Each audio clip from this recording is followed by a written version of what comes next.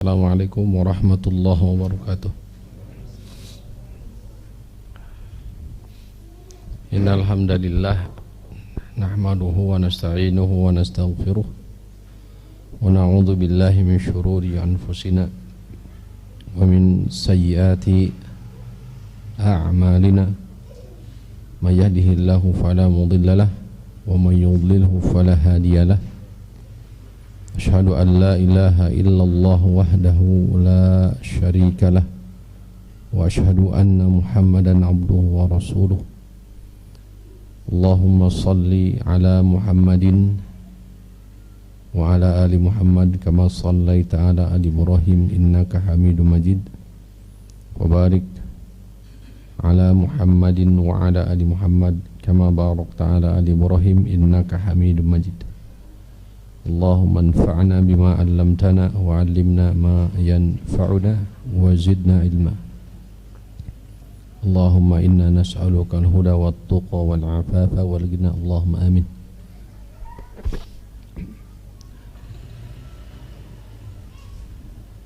Hadirin rahimakumullah, kita panjatkan segala puji dan syukur kita kepada Allah Jalla fi'ula. Alhamdulillah atas karunia Allah Subhanahu wa taala berupa kekuatan serta taufik berupa kemudahan. Kembali malam ini kita bisa bersama-sama duduk dalam majelis ilmu dalam bab tawasau bil haqqi wa tawasau bis sabr, dalam bab tanasuh ad-dinun nasiha, agama adalah nasihat. Dalam bab juga ta'awanu 'alal birri wat taqwa, saling tolong menolong, berta'awun dalam al-birri, ini segala bentuk kebaikan. Ismun jami'un likulli khair, satu nama yang mencakup meliputi segala bentuk kebaikan. Wattaqwa, dan ketakwaan. Nas'alullaha al-karim rabbal arsyil azim an yatawallana fid dunya wal akhirah. Kita berharap dan berdoa kepada Allah Subhanahu wa taala, mudah-mudahan senantiasa kita dijaga, dilindungi oleh Allah Subhanahu wa taala fid dunya wal akhirah, di dunia dan di akhirat. Allahumma amin. Salawat dan salam dilimpahkan, dicurahkan kepada suri tauladan kita semua, Nabi Muhammad sallallahu alaihi wa alihi wasallam. Pertemuan ini adalah kedua di tema bahasan syirkul asghar. Syirkun asghar, syirik kecil. Telah lalu pembahasan pertama di syirik kecil, yakni ar-riya,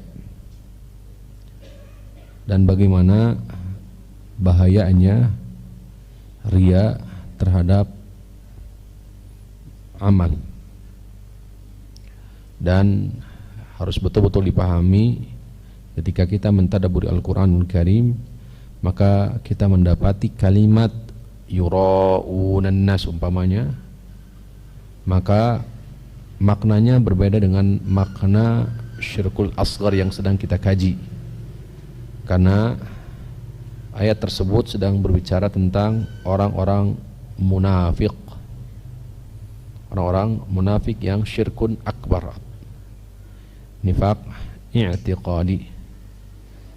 Surah An-Nisa ayat 38. A'udzubillahi minasyaitonir rajim. Walladzina yunfiquna amwalahum ria'an nasi wa la yu'minuna billahi wa la bil yawmil akhir wa may yakunish syaitanu lahu qarinan fasa'a qarina. Di pertemuan sekarang biidznillah kita akan melanjutkan syirik, ragam syirik asghar yang lain yang dibawakan oleh musannif rahimahullah taala, yakni al-halafu bi ghairillah, bersumpah kepada selain Allah Subhanahu wa ta'ala, bersumpah dengan selain Allah subhanahu wa ta'ala. Ketahuilah hadirin rahimani wa rahimakumullah, sebelum masuk apa yang disampaikan oleh musannif rahimahullah ta'ala, Allah menyuruh kita semua untuk menjaga sumpah-sumpah kita, sebagaimana Allah sebutkan di surah Al-Maidah ayat 89. Allah subhanahu wa ta'ala berfirman, a'udzubillahi minasyaitonirrajim, wahfazu aymanakum, wahfazu aymanakum, dan jagalah sumpah-sumpah kalian, sumpah-sumpah kalian. Kata Ibnu Jarir At-Tabari ketika menafsirkan ayat ini, la tatrukuha bi ghairi takfirin, jangan kalian tinggalkan sumpah kalian tanpa menunaikan kifarat dari sumpah kalian.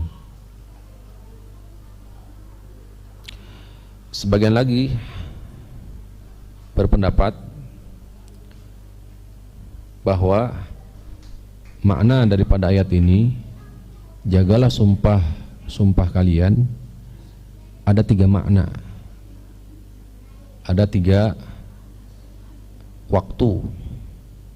Pertama adalah jagalah sumpah kalian sebelum sumpah tersebut dilakukan. Jadi pertama, wahfadu aymanakum, sebelum, sedang, dan setelah. 3. Sebagaimana dibawakan oleh Syekh Muhammad ibn Saleh Al-Utsaimin dalam Qaulul Mufid, syarah kitab At-Tauhid. Wahfadu aymanakum, jagalah sumpah kalian, meliputi 3. Pertama, jagalah sumpah kalian sebelum sumpah tersebut itu dilakukan. Yaitu dengan apa?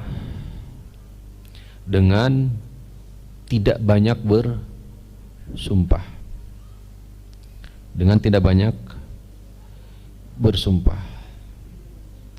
Kenapa demikian? Karena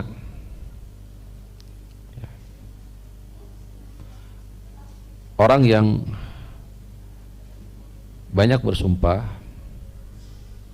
falazima man min kasratil halafi kasratul hansi ma yadullu alaihi min istihfaf mimma yunafi kamali at-tauhid atau kamal at-tauhid. Orang yang banyak bersumpah, tandanya kurang mengagungkan Allah subhanahu wa ta'ala, sekaligus konsekuensinya, dampaknya mengurangi dari kesempurnaan tauhid. Jadi tidaklah orang banyak bersumpah kecuali menunjukkan bahwa ketidaksempurnaan tauhid yang dia miliki. Sebagaimana makna yang disebutkan oleh Ibnu Abbas, ya, wa qala al-akharuna wahfadhu aymanakum anil hinsi fala tahnathu, jangan kalian ingkari sumpah dan janji kalian. Atau makna yang kedua masih di pembahasan wahfadu aymanakum, jagalah janji kalian di awal. Janganlah kalian bersumpah sebagaimana apa yang insyaallah taala kita akan sama-sama kaji, dengan menyebut nama atau dengan menyebut bersumpah dengan selain Allah subhanahu wa ta'ala. Kemudian yang kedua, Makna wahfadu aimanakum adalah ketika kita sudah bersumpah atau berjanji, maka la tahnatsu. Inilah yang dibawakan oleh Ibnu Abbas dan yang lainnya. Jangan kalian apa kebalikan kalau sudah bersumpah itu apa? Ingkar janji, bukan ya? Jangan kalian ingkari janji kalian. Jangan kalian ingkari. Jadi makna yang pertama, wahfadu aimanakum, jagalah sumpah kalian, yaitu dengan kita tidak memperbanyak sumpah, karena orang yang banyak bersumpah itu indikator tanda kurangnya tauhid kita, kurangnya kesempurnaan tauhid. Karena seringkali dia mengatakan wallahi wallahi wallahi wallahi, demi Allah demi Allah demi Allah, padahal besar kemungkinan dibalik daripada sumpah dan janji tersebut ada niat untuk mengingkari janji tersebut. Wal itu akan berdampak kepada kesempurnaan tauhid. Tidak mengeluarkan, ya, tidak mengangkat menafikan asal tauhid, tapi mengurangi kesempurnaan dari tauhid. Dibahas oleh Syekh Muhammad Abdul Wahab di kitab Tauhid, bab pasal kasratul halaf, banyak bersumpah. Kenapa dimasukkan dalam kitab Tauhid? Kemudian disyarah di kitab Fathul Majid, karena banyak bersumpah itu mengurangi kesempurnaan tauhid. Nanti insya Allah kita akan bacakan juga hadis-hadisnya. Ancamannya juga bagaimana. Kemudian yang kedua, jagalah sumpah kalian itu ketika sudah bersumpah. Dengan tidak apa? Dengan tidak mengingkari terhadap sumpah tersebut. Tong sulaya, karena naon? Janji, kalau sudah berjanji. Tuh. Karena itu masuk ke tanda-tanda orang-orang munafik.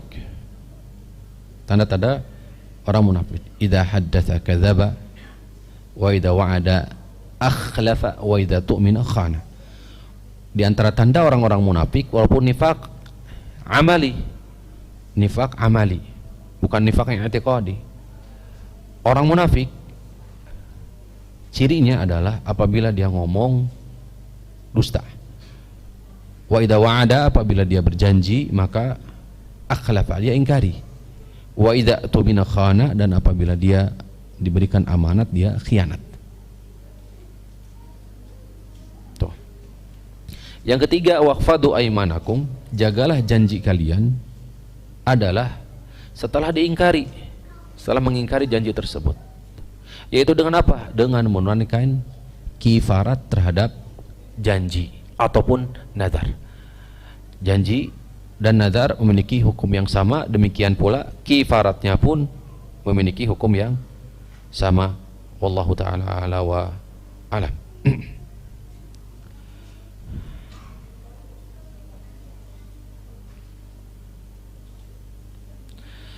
Kita masuk di pembahasan. Berkata Syekh rahimahullahu ta'ala, al-kalamu alal halafi bi ghairillah.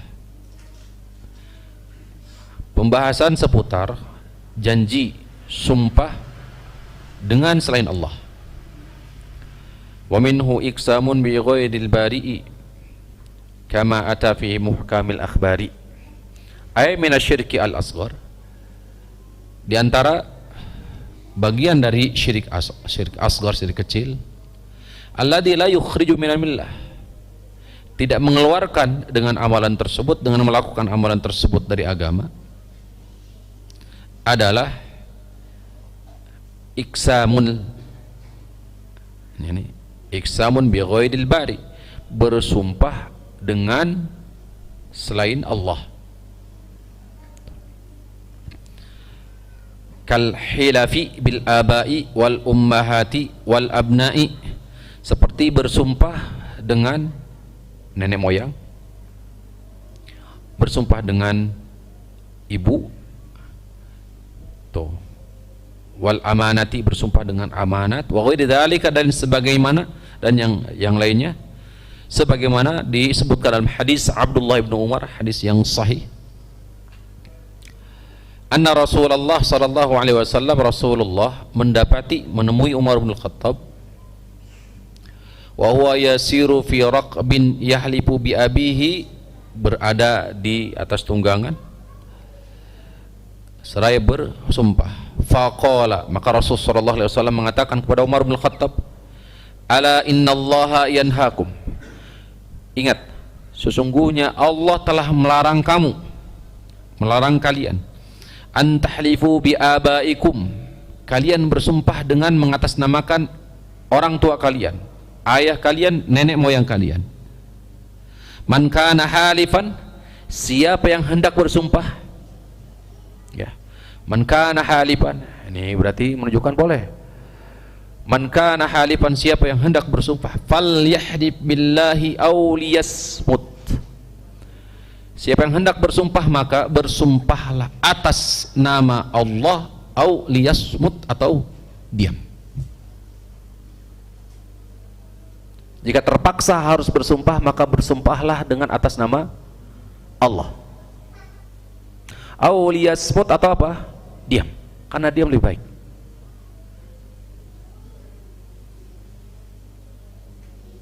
Karena dalam hadis Nabi SAW, Rasul SAW mengancam orang yang terlalu banyak bersumpah. Hadis Abu Hurairah ketika membahas, ya, pokok bahasan di hadis ini berbicara tentang ini muamalah. Kata Rasul SAW, hadis riwayat Imam Bukhari, Imam Muslim, al-hilfu, sumpah, min faqatun lisilati mamhaqatun lil kasabi. Sumpah itu memang melariskan dagangan, barang dagangan, mamhaqatun lil kasabi, tapi menghapus dan menghilangkan apa? Keberkahan dari kasab. Saya ulangi, hadis sahih riwayat Imam Bukhari, Imam Muslim dari sahabat Abu Hurairah radhiyallahu ta'ala anhu. Al-hilfu, sumpah itu, manfaqatun lisilati, melariskan dagangan, barang dagang, jualan. Mamhaqatun lil kasbi, tapi menghapus keberkahan dari usaha. Nah, sekarang kita tanya yang ahli ini, sejatinya apa sih yang dicari oleh seorang muslim ketika melakukan muamalah maliyah bentuknya, entah itu kasab, tijarah, umpamanya jual beli, atau yang lainnya? Apa sejatinya yang kita cari itu? Selain laba, keuntungan, sejatinya apa? Kadek, si salah. Entrepreneur, ya, entrepreneur juga ada manajemennya kan, ada manajemen entrepreneur. Pusing tuh kalau ngurus itu tuh. Saya banyak tugas di situ, pusing.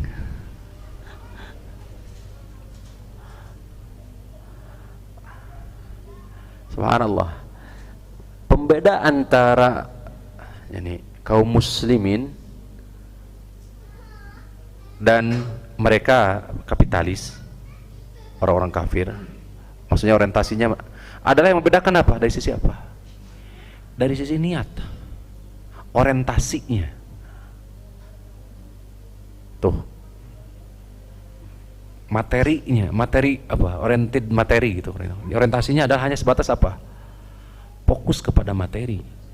Kalau kita enggak, tidak fokus ke laba, ke keuntungan. Dan sejatinya ku negara oke sudah diarahkan, ada CSR kan ya? Apa Pak CSR Pak? Oh, sudah jelas kalau itu zakat itu di syariat Pak. Kebijakan ini apa? Kebijakan dalam sisi apa? Sosial, lingkungan. Oh, itu sudah dalam ya jeroi pembahasan. Jadi tata negara pun sejatinya, dan aturan negara pun itu sudah diatur.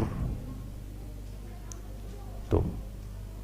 Bagaimana jadi tanggung jawab perusahaan yang sifatnya sosial. Itu perlu diperhatikan, dan itu sejatinya dibahas dalam Islam.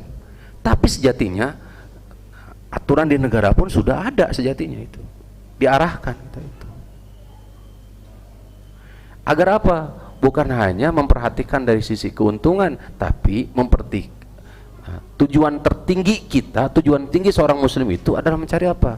Keberkahan.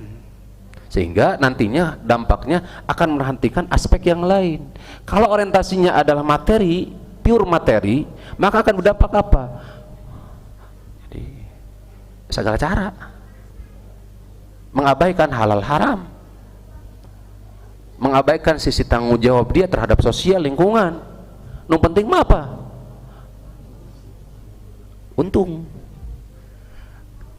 Maka seorang pengusaha muslim, modal terbesar buat dia bukan materi, tapi apa? Apa kira-kira? Ilmu.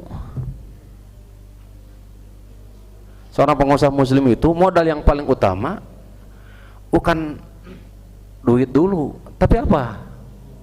Ilmu dulu. Abdurrahman bin Auf itu sudah ketika hijrah dari kota Mekah, kota Madinah, tapi karena sudah punya pondasi apa? Memang mentalnya mental kaya ya. Mentalnya sudah mental kaya. Tapi lihat, beliau sama sekali tidak, modal nggak ada kan? Hijrah, ditinggalkan semua di Mekah. Mau dikasih modal gak mau, tapi minta ditunjukkan apa? Pasar. Karena memang sudah punya ilmu, akidah dan tauhidnya kuat.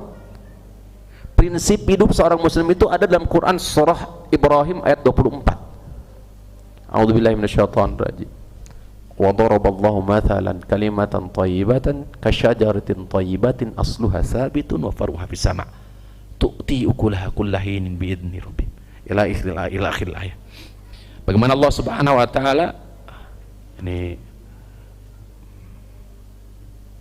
memberikan perumpamaan kalimat thayyibah, yakni kalimat tauhid, itu seperti pohon yang baik, memiliki akar yang kokoh ya, akar kokoh. Ini sebagai gambaran tauhid. Kemudian dahan cabangnya di langit, tu'ti ukulah kullahin, setiap saat senantiasa memberikan manfaat atas izin Allah Subhanahu wa taala. Maka ini sejatinya adalah prinsip hidup seorang muslim, yaitu apa? Memiliki pondasi tauhid yang kokoh, kuat. Kemudian apa? Senantiasa memberikan manfaat. Karena khairun nasi anfa'uhum linnas, sebaik-baik manusia itu adalah orang yang paling banyak memberikan apa? Manfaat. Bukan apa ya kalau kita memberi manfaat, bukan menarik manfaat. Harus diperbaiki, Pak. Seringkali kita berpikir itu apa? Ngamanfaatkan, bukan memberi manfaat. Terutama di instansi lembaga pendidikan juga sama, harus diluruskan itu. Benar, ini sama juga, menasihati diri sendiri juga sama. Bukan ngambil manfaat, tapi apa? Memberi manfaat sebesar-besarnya. Karena memang kata Rasulullah, sebaik-baik seorang muslim itu, seorang mukmin itu, seorang manusia itu adalah orang yang paling banyak memberikan apa? Manfaat. Seburuk-buruk orang itu orang yang paling banyak apa? Ya, menarik manfaat. Allah Ta'ala wa'ala. Jadi sekali lagi, ini ayat tadi surah ini apa, Ibrahim ayat 24 boleh jadikan sebagai, kalau istilah mereka, filosofi hidup seorang muslim itu ya memiliki landasan. Seorang muslim itu kuat akidahnya. Nah juga terutama untuk ini para tulabul ilmi, termasuk saya pribadi sama para penuntut ilmu. Kemarin kan sudah kita sendiri ya, bab ikhlas dalam beramal itu ya, apa cirinya? Ada 3 kemarin disampaikan, masih ingat? Kalau banyakan semangat. Terus apa lagi? Kalau sendiri malas, terus meninggalkan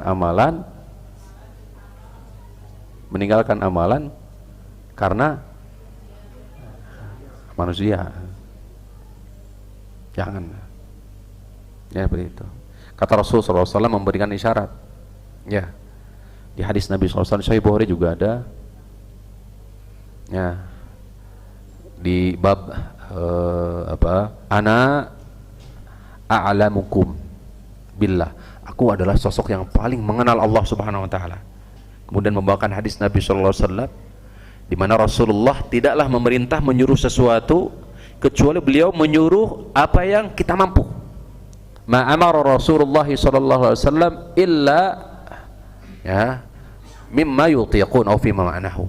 Sesuatu yang kalian mampu. Sahabat protes. Ya Rasulullah, lasna kahaiatika. Sesungguhnya kami tidak seperti engkau wahai Rasulullah. Laqad ghafarallahu laka ma taqaddama min dhanbika wa ma ta'akhkhar. Sungguh dosa-dosamu yang lalu dan akan datang telah diampuni. Sedangkan kami tidak. Ini isyarat bahwa mereka usul kepada Rasul, meminta izin kepada Rasul agar mereka memperbanyak amalan. Bisa dipahami gak? Oleh Rasul kan, tidaklah Rasul menyuruh sesuatu kecuali menyuruh sesuatu yang mampu. Fa innallaha la yas'amu hatta tas'amun. Sesungguhnya Allah tidak akan bosan kecuali sampai kalian bosan. Itu di hadis itu. Nah, para sahabat membandingkan bagaimana kesungguhan Rasul SAW dalam sholat, dalam ibadah, padahal sudah diampun dosa yang lalu dan akan datang. Sedangkan kemudian selanjutnya mereka bandingkan dengan keadaan mereka, sehingga mereka berpikir dengan memperbanyak amalan maka akan apa? Mengejar ketinggalan dari Rasulullah SAW. Jadi pertanyaan tersebut, permintaan tersebut itu sebuah dorongan minta izin sejatinya kepada Rasul agar apa? Lebih dari apa yang mereka mampu gitu. Kira-kira apa sikap Rasul? Rasul marah, faghadiba Rasul. Tuh, hatta tabdu ghadabuhu fi wajhihi, sampai amarahnya tersebut, murkanya Rasul nampak dari wajahnya. Ana akhsakum billahi wa atqakum. Aku ini adalah orang yang paling takut kepada Allah. Aku ini adalah orang yang paling mengenal Allah Subhanahu wa taala, kata Rasulullah SAW. Rasul malah. Kemudian ada hadis riwayat yang lain itu bahwa yang dicintai oleh Allah itu adwamuha wa in qalla. Dawam tapi sedikit tapi apa? Dawam. Imam An-Nawawi di syarahnya, ini terus kita kuatkan ya. Walaupun mungkin sudah di pertemuan berikut. Kata Imam An-Nawawi di syarah Sahih Muslim, ya, ini sebuah isyarat bahwa al-hathu ala dawamit ta'ah. Hadis ini mengisyaratkan agar kita bisa dawam istiqomah di atas ketaatan. Karena amalan yang paling dicintai oleh Allah itu adalah dawam, walaupun sedikit. Banyak layan kotik, banyak tapi terputus, itu kurang baik. Justru kalau yang sedikit tapi dawam akan melahirkan apa? Banyak amalan. Ikhlas dari niat, dari inabahnya mendekatkan dirinya kepada Allah. Kalau seperti kajian umpamanya ada silaturahimnya, terus apa? Ada zikirnya, ada tadabbur Al-Qur'annya, ada ilmunya dan sebagainya. Jelas? Coba kalau ini dilakukan satu kali, amalannya gede, maka catatan ini hanya satu kali saja. Tapi kalau kita dawam, maka justru amalan-amalan yang lainnya itu mengikuti, tawabi mengikuti. Oleh karena itu Allah tidak melihat dari sisi besar dan kecilnya amal, tapi Allah melihat dari sisi apa? Keistiqomahan serta kedawaman kita dalam rangka beramal. Karena dengan dawam dan istiqomah kita dalam rangka beramal akan apa? Menunjukkan hamba tersebut muqarabahnya, mendekatkan dirinya kepada Allah, ketaatannya, terus banyak sudah. Ini sebuah motivasi agar senantiasa kita istiqomah di atas ini ketaatan pada Allah Subhanahu wa taala. Jadi sekali lagi,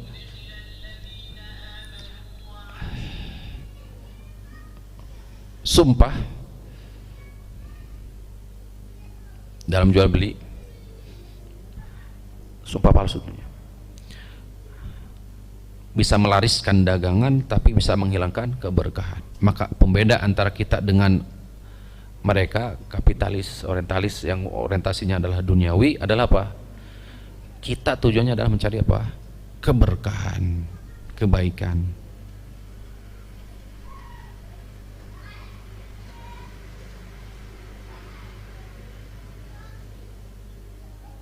Lihat, ada ini ada syarah sedikit.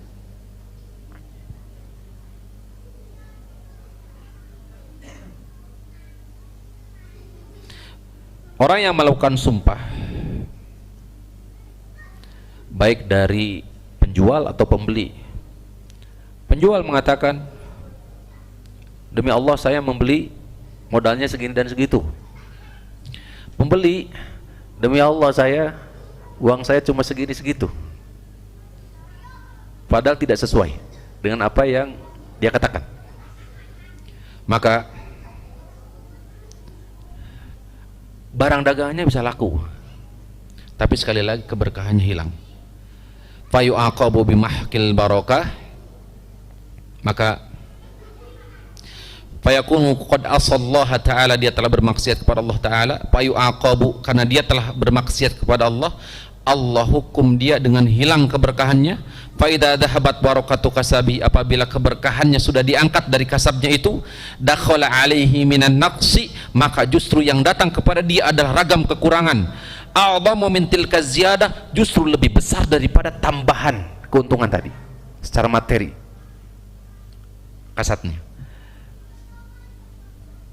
Wa rubbama dhahaba thamanu tilka sil'ati ra'san, bahkan bisa jadi dengan seketika modalnya hilang. Wa ma indallahi la yunalu illa bi ta'ati, apa yang ada di sisi Allah itu tidak didapatkan kecuali dengan ketaatan.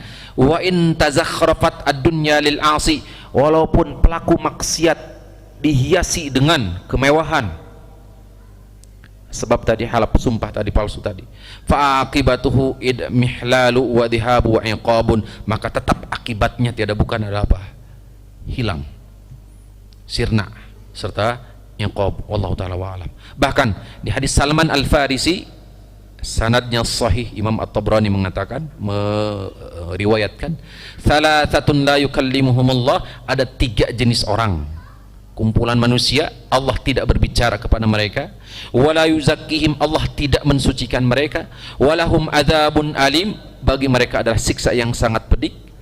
Ada 3 kelompok. Pertama, usyaimitun zanin, sudah tua bermaksiat atau zani, sudah tua melakukan zina. Wa'ailun mustakbir, orang miskin tapi sombong, ke rumah miskin sombong, subhanallah.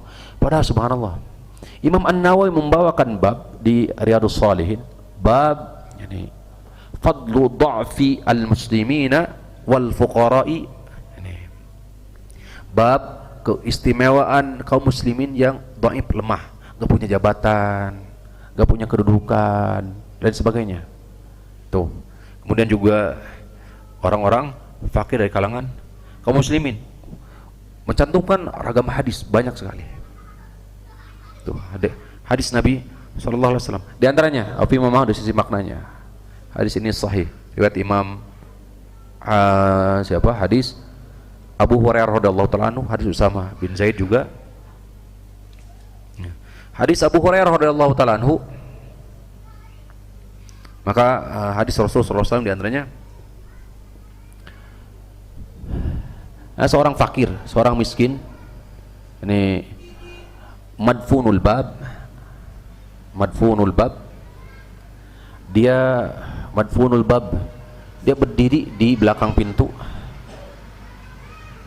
Ya, orang yang fakir, agbara, ash'asa, rambutnya kusut, kemudian juga ash'asa.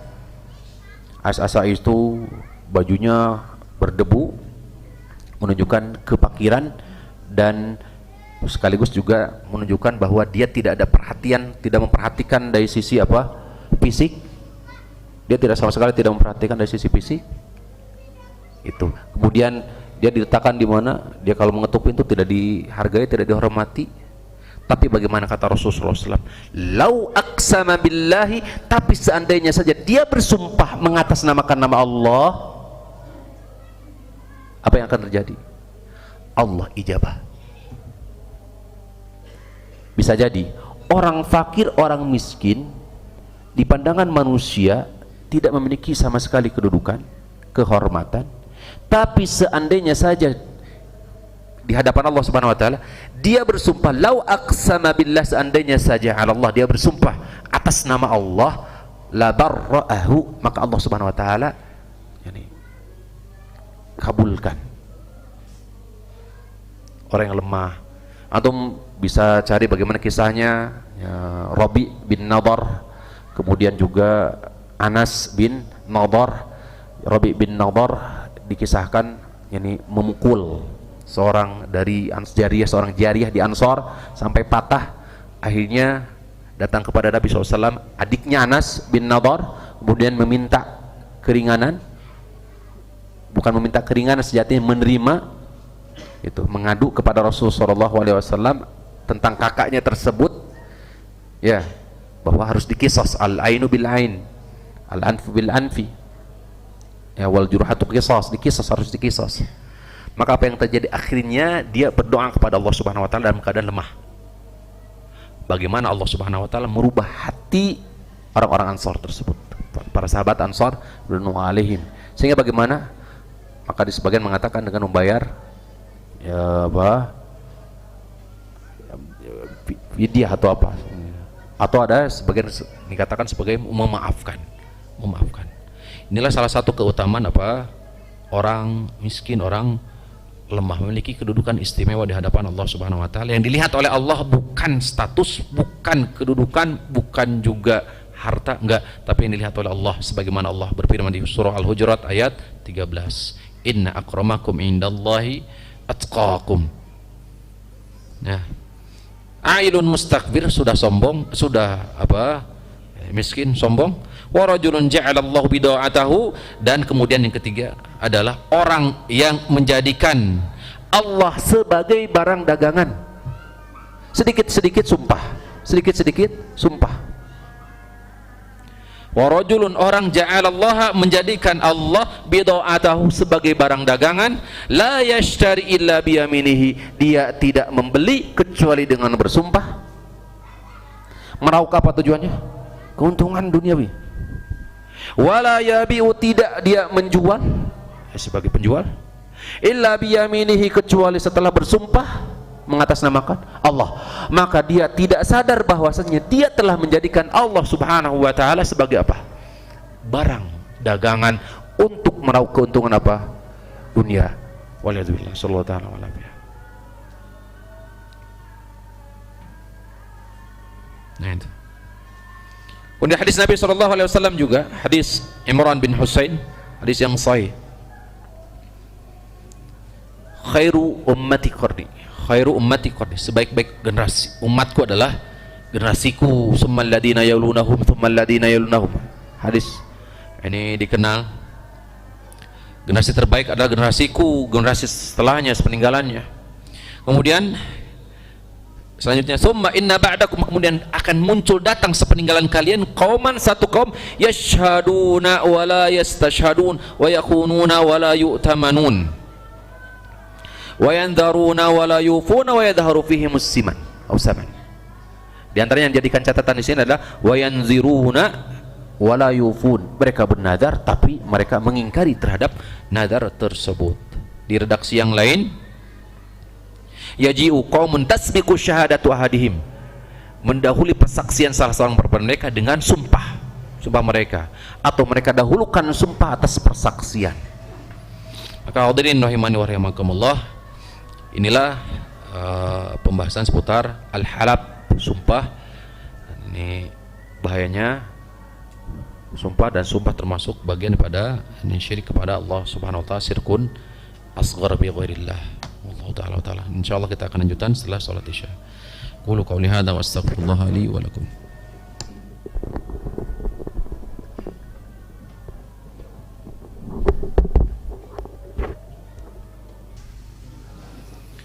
Bismillah. Alhamdulillah wassalatu wassalamu ala Rasulillah wa ala alihi wa sahbihi wa man ihtadahu bihudah, amma ba'd.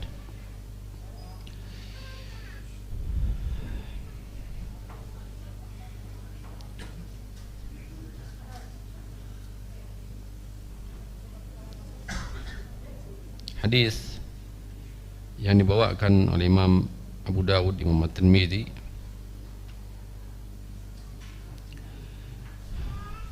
dari sahabat Abdullah bin Umar radhiyallahu taala anhuma,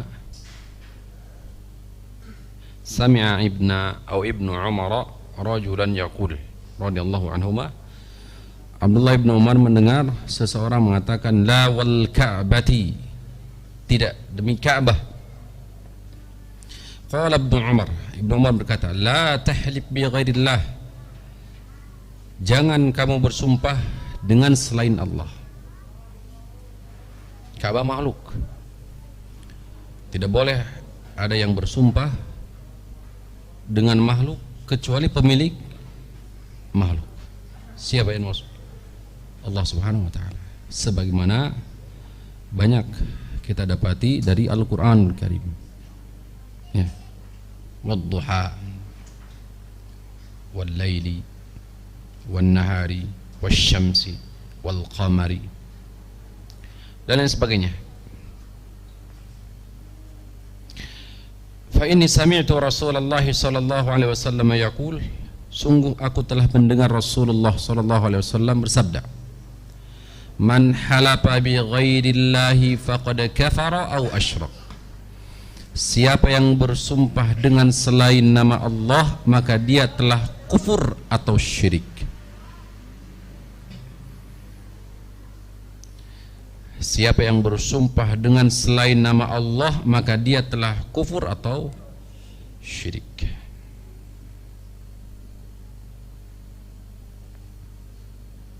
Hadirin rahimani rahimakumullah, inilah yang dibawakan jadikan sebagai landasan dalil oleh Syekh, dikategorikan sumpah dengan selain Allah Subhanahu wa taala termasuk syirkun asghar, kufrun duna kufrin, kufur di bawah kekufuran, syirkun asghar.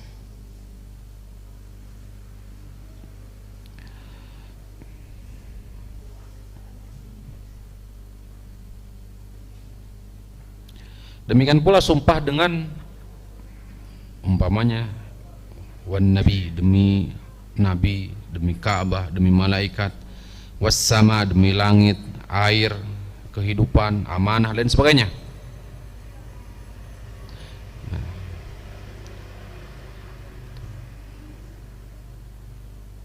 Atau menyandingkan dengan keduanya, demi Allah dan Rasulnya, ini tidak diperkenankan. Sebagaimana nanti insya Allah kita bahas dalam pembahasan ini seandainya. Di hadis Ibnu Umar ini Rasul sallallahu alaihi wasallam menegaskan tadi, riwayat Imam Muslim, la tahlifu bi, di hadis Abdurrahman bin Samurah, la tahlifu bit tawaghi wala bi abaikum, kalian jangan bersumpah dengan tawaghi, asnam, nama-nama berhala. Wala bi abaikum, jangan pula kalian bersumpah dengan nenek moyang kalian.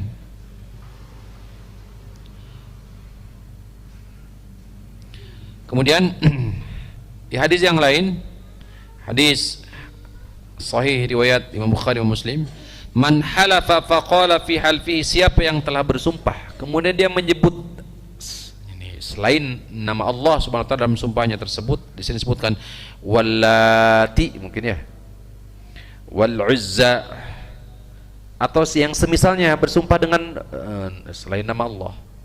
Maka apa kifaratnya? Falyaqul la ilaha illallah, maka ucapkanlah baginya la ilaha illallah. Jadi maka siapa yang bersumpah dengan menyebut nama selain Allah Subhanahu wa taala, lupa umpamanya, maka kifarat dari sumpah tersebut adalah apa? Ucapkanlah la ilaha illallah, istighfar. Tidak ada ketegasan yaitu istighfar ya, tapi di sini ucapkanlah fal yaqul la ilaha illallah. Wa qad kana fi sahabati, dahulu para sahabat di antara mereka ada hadithu ahdin bil halafi, baru masuk Islam, sehingga seringkali mereka tidak sengaja terlontar sumpah dengan, karena sudah menjadi kebiasaan bagi mereka. Jadi bapak-bapak, ibu-ibu, jadi apa yang memang sudah menjadi adat istiadat itu berat. Sebagaimana kedatangan Nabi SAW, diutusnya Rasulullah SAW di tengah-tengah umat kafir Quraisy, diantaranya sudah menjadi ini, adat istiadat menjadikan berhala-berhala itu berada di rumah-rumah mereka, sehingga mereka menjadikan hal tersebut itu menjadi sebuah apa istilahnya, hal yang lumrah dan biasa.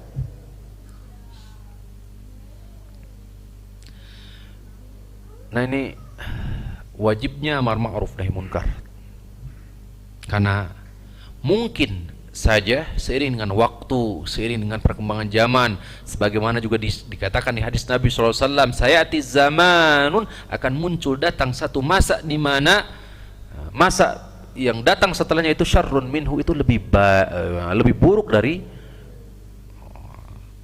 tahun sebelumnya, sehingga akhirnya apa? Keburukan itu menjadi dianggap lumrah dan biasa. Maka ini ada tanggung jawab di atas pundak kita. Seluruh dari kita memiliki tanggung jawab. Man ra'a minkum munkaran falyughayyirhu biyadihi fa illam yastati fa bi lisani fa illam yastati fa bi qalbi wa dzalika ad'aful iman. Imam Al-Bukhari sampai membuat bab dalam Kitabul Iman, bab ya al-uzlah, bab uzlah, minal fitan, menghindari apa? Fitnah. Setelah apa? Tentu tegaknya amar ma'ruf nahi munkar, mengingatkan dengan baik-baik, tawassaw bil haqq bil majlis ilmu, seperti itu. Karena suatu masa akan muncul di mana seperti apa yang telah terjadi kepada di masa Rasulullah SAW, atau apa yang terjadi kepada siapa? Nabi Nuh AS di awal mula kesyirikan. Jadi dianggap lumrah dan biasa gitu kesyirikan itu, lazubillah, atau kemaksiatan itu. Dan hak itu dianggap apa? Asing. Badal Islamu ghariban wa sayati zamanun ghariban kama bada. Islam dahulu datang asing, akan kembali asing seperti semula. Fatuba lil ghuraba, maka ini kebaikan bagi orang yang memang asing.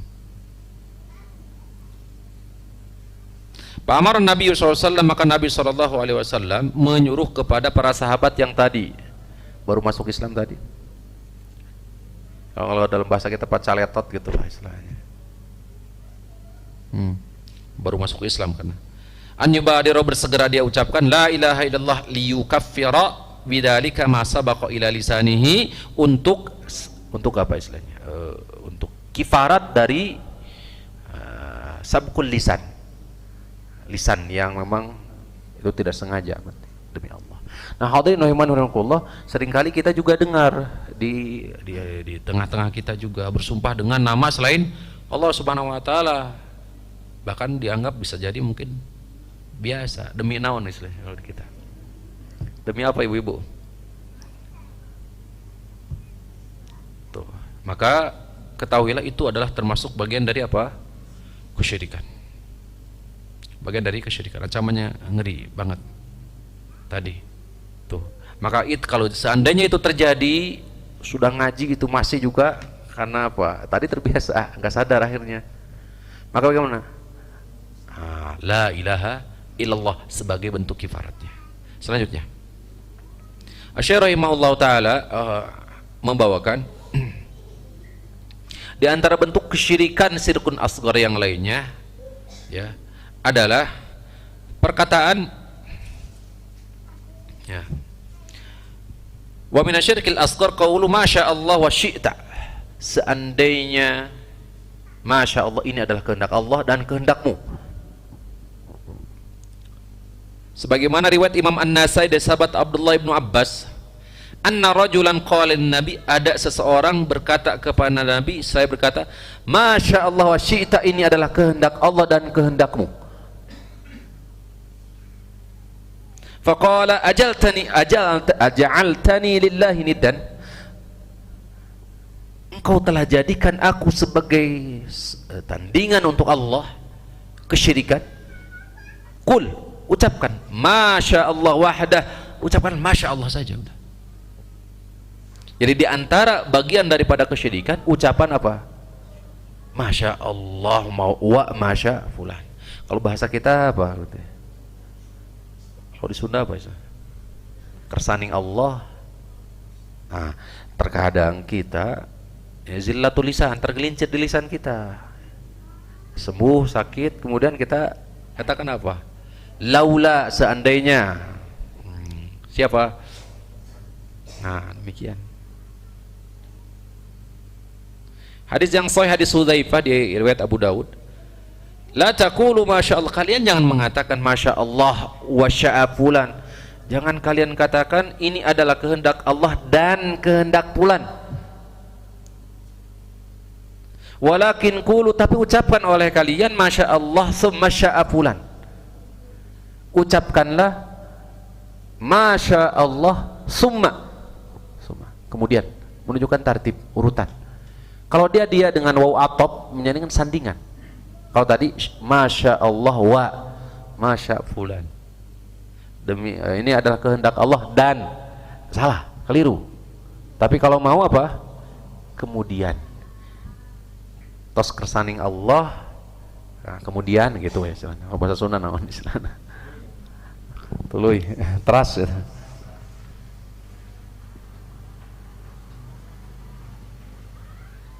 Oh, jelas itu dibahas dalam ilmu bahasa. Di hadis Abu Hatim Ibnu Abbas mengatakan, fi qouli azza wa jalla, surah Al-Baqarah ayat 22, fala taj'alu lillahi andada wa antum ta'lamun, faqala al-andad asyirku, al-andad itu adalah kesyirikan, akhfa min dabibin namli, sebagaimana di pertemuan pertama di awal muqaddimah, kesyirikan itu lebih tersembunyi daripada semut kecil, ala sofatin sauda, di batu hitam, fi zulmatil laili, di atas batu hitam. Kesyirikan itu lebih tersembunyi, lebih kecil dari semut hitam di atas batu hitam, fi zulmatil laili, di kegelapan malam. Bayangkan dulu. Wa huwa ayyaqul, dia berkata, enggak sadar dia, wallahi demi Allah, wa hayatika, demi hidupmu, demi Allah, demi fulan sebutkan dia. Enggak nyadar. Ya fulan, wahai fulan, wa hayati, demi hidupku. Wa yaqul, atau dia mengatakan, lau kalbatu hadza, seandainya tidak ada anjing ini, la atana al-lususu al-barihata, tentu akan pasti bakal datang pencuri tadi malam, menisbahkan, menyandarkan keselamatan kepada apa? Anjing. Terhindarnya kemadaratan dari pencuri dinisbahkan, disandarkan kepada apa? Anjing, hewan. Siapa di tangan kebaikan itu, tangan siapa?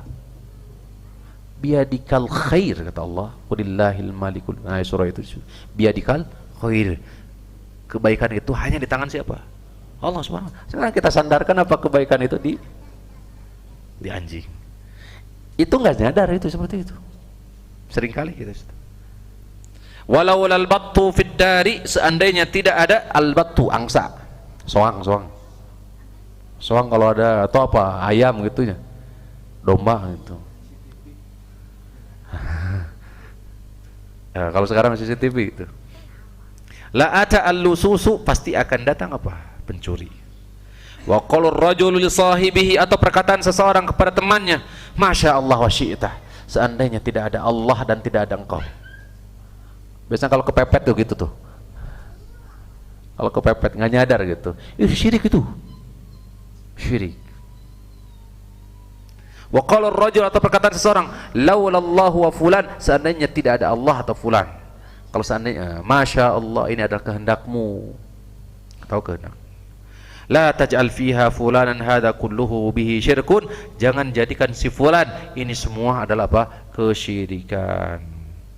Hadza min syirkil asghar, ini adalah kesyirikan kecil. Wa yajuzu an yaqul, tapi diperbolehkan dia mengatakan laulallahu summa fulan. Zakaru Ibrahim An-Nakhai, sebagaimana dikatakan oleh Imam Ibrahim An-Nakhai, seandainya dia mau mengatakan, seandainya ini bukan laulallah, seandainya bukan karena Allah, summa kemudian. Wallahu a'la wa a'lam. Hadirin rahimani wa rahimakumullah, betapa bahayanya kesyirikan. Sebagaimana dikatakan oleh Rasulullah, satakunu fitanun kaqat'il lail mudlimi, akan terjadi, akan muncul fitnah kesyirikan seperti percis gelapnya malam mengganti terangnya siang. Ketika malam datang mengganti siang, datang secara apa? Ini lumrah dan biasa, sehingga kita mengabaikan itu bagian dari tanda-tanda kekuasaan Allah. Apa sebabnya? Karena sudah menjadi apa? Rutinitas, sehingga kita katakan ini fenomena alam saja, menafikan kuasa Allah Subhanahu wa taala. Demikian pula dalam bab kesyirikan, bisa jadi kita terjumus dalam bab kesyirikan, ujub, merasa diri paling, itu adalah bagian dari kesyirikan, sebagaimana kesombongan juga sejatinya adalah apa? Bagian daripada ranah kesyirikan. Nas'alullah taala as-salamata ya wal afiyata. Kita memohon kepada Allah Subhanahu wa taala pelindungan, penjagaan. Mudah-mudahan senantiasa kita dilindungi, dijaga di dunia wal akhirah. Allahumma amin. Kurang lebih kami mohon maaf. Subhanakallahumma rabbana wa bihamdika asyhadu an la ilaha illa anta astaghfiruka wa atubu ilaik. Assalamualaikum warahmatullahi wabarakatuh.